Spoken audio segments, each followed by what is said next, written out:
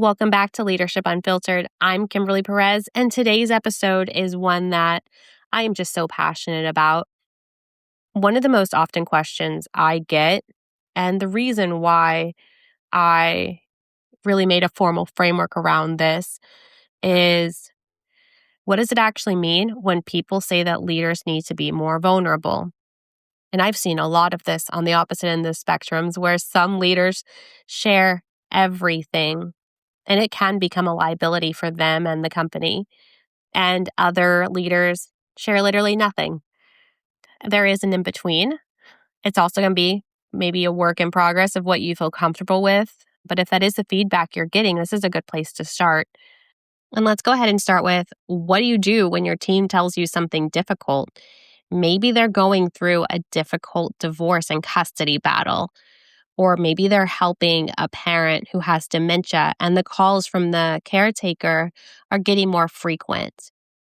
Really, anything that's causing them to divide their time between showing up for work, ready for the day, and their mind is just occupied on something that is really critical and it is changing the course of their life. Your job in that moment is not to fix their problem. Your job is to make them feel seen without making them feel like this is a problem that's going to get in the way of their career. There is a major difference between, I hear you and I want to make you feel supported here. That keeps the focus on them, which is completely different than, hey, let me tell you what I did when something similar happened to me. Even though that might come from a genuine place, it has shifted the focus to you. And the most powerful thing that you can do when someone discloses anything hard is to stay in the discomfort of not having a solution. You don't know all the circumstances. So saying something like, thank you for trusting me with that. What would be the most helpful right now? And stopping there. That is it. You don't need to match their story or share your own. What you do need to do is show them that what they've just said was received, not a big deal, something that you can handle. And it costs them nothing to say it. They're not worried about losing their job. They're not trying to be performative and saying, oh, yeah, your idea was great. Thanks for that solution. But what do you do with your own story? That's a question I get a lot. And this is where I really want you to understand that I've lived with both sides. I've sat in professional spaces carrying caregiver situations, grief, my own health conditions, where nobody in the room knew about it. There was literally a job that I worked that no one even knew I was married. No one knew I had kids. So when anything happened outside of the workplace, they were none the wiser.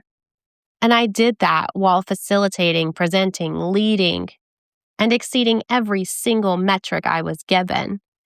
And I had the moments where the team shared something that, even if I felt that pull, that I've been there too, I didn't share that. And there's really nothing wrong with wanting to share. We spend the majority of our waking lives with the people that we lead and work with. And those relationships are real. The fact that you've lived something hard doesn't make you less of a professional. And in many cases, it's exactly what makes you a better leader. But there is a difference between sharing from a place of genuine connection and sharing from a place of your own unprocessed needs. When you share briefly because it helps the other person feel less alone, and then you immediately return the focus back to them, that is human and appropriate.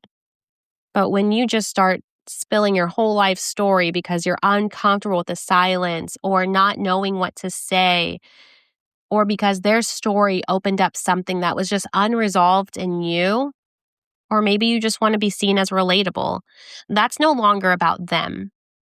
And that can open up liability. Once you've shared a personal struggle with a direct report or even a coworker, you have changed the nature of the relationship. And it's not always wrong, but it is always permanent. And it is something you have to be intentional about. The question I always ask myself before I respond in those moments is, who is this response for? Is it for them or is it for me?